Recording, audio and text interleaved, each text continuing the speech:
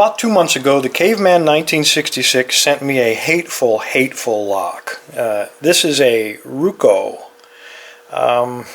It doesn't look like much. It's nasty. It's beat to heck on the front. Obviously seeing a lot of service. It has been, I believe, disassembled by the Caveman because he told me that when I opened it I was going to be very, very surprised. I don't like to open them until I picked them, but I got to tell you, I have flailed at this thing trying to SPP it with no luck whatsoever. And I'm at my wit's end. So I am not usually a raker. Let me show you that this is the key. This is kind of misleading in itself. It's only a 5-pinner and it looks like a perfect saw blade. So you're thinking, how can it be so friggin' hard? And the answer is, I don't know. It does work perfectly. The key's a little hard to come out, but if you push there, hold the core in, oops, it comes out. So I think this thing has probably been, I don't know, got some kind of magic in it. So what I'm going to do, I have probably tried to pick it, I'll be honest with you, 100 times. Never once got it open. So one way I find to tension it is from the bottom using this pry bar. I am going to try to rake this. I have raked it open once before. That is the only way I got it open, and I don't like to do that, but I'm just going to have to give it a shot. So let's see if we can't repeat that. And again, that's more than a month ago. Let's see if we can't repeat it, because I'm desperate to see what the Caveman 1966 has put in here. So I'm just going to use a standard Bogota. Stick it in there, little tension. See if I can jam it in there. Get in there, you devil.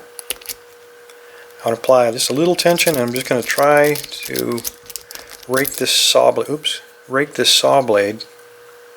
Did I get it there? I did get it. That's how easy the damn thing is to rake. That's what it did a month ago too. But I can't SPP it to save my life. So now that we have it open, I'm going to gut it for the first time, and I want to know what is inside of this damn thing. So here we go. Let's get a clean tray up here.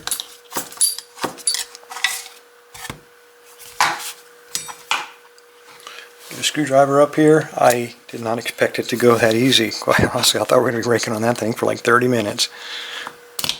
I gotta know what's inside of here. But in order to do that, we need this clip off.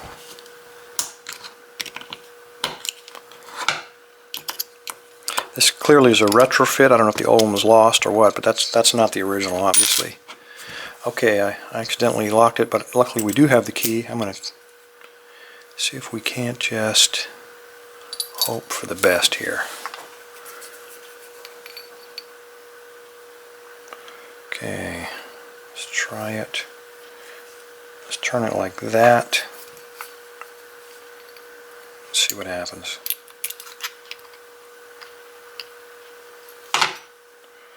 Okay, it is only a 5-pinner, but it looks like it did something to this core on at least 4 of the holes. Alright, let's dump it and figure out what we're dealing with here.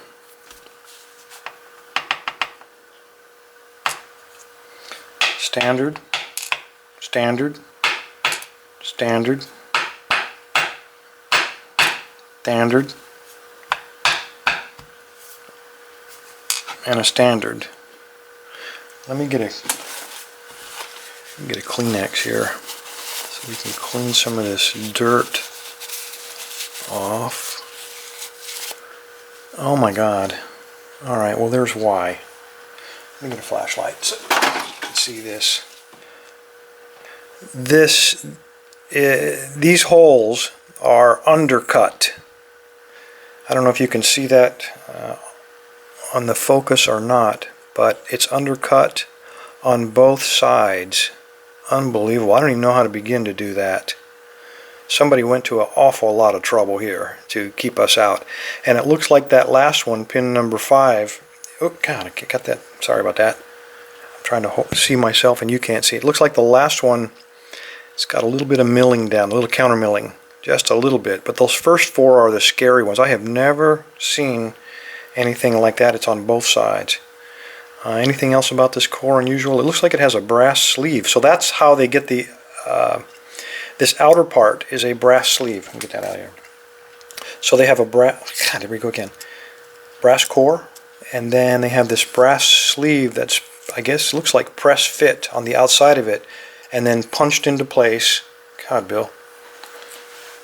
Punched into place to hold it, to keep it from spinning, and that's why we have, that gives you the automatic countermilling, and it also gives you these very, very deep chambers to catch whatever is in the upper side. So let's see what's in the upper side. It's got to be spools, would be my bet.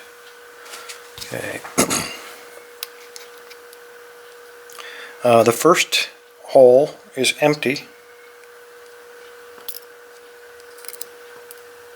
We got a standard. We got a, okay, one of the ASA spools.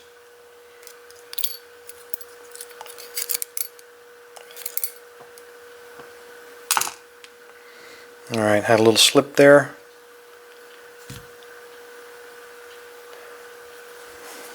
Okay, so let's set that down and see what we got here. We got another one of those. Okay, so we have 3 of those ASA spools, and I don't know what order, but they're all the same. So we had an empty. No, there is something in position number 1. There's something in there, jammed all the way down inside of there. I don't know if that's a counter drill pin, or, oh, I don't know if you can make that out, but the first pin is locked in place. It looks like the spring is wrapped around it. And I don't even know if we can get that out of there. Let me dump all these springs down.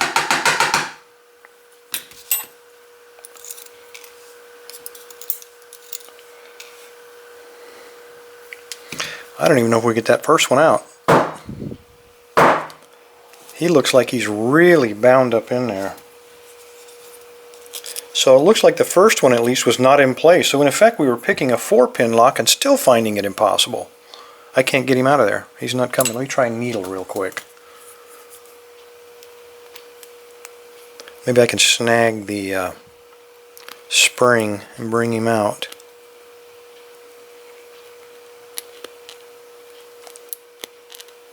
No, no love here. Pin 1's out of the game. Okay, so there we're dealing. So what will happen, these little spools were getting snagged up inside of there and just not allowing the core to rotate. What a nasty, nasty lock. Caveman, you're a dirty, nasty man. I'm going to send you something now, some alien technology. Anyway, Caveman 1966, thank you, sir. I appreciate the lock. I'm sorry to bore everybody with this over-analysis, but I have never seen anything like this. This is a really cool lock. I'm going to try to fix pin number 1 and get this thing back out on the road and give some other people a whack at it, because I haven't SPP'd it and I'd like to see somebody do it. Anyway, thanks for your time. Everybody stay safe, stay legal.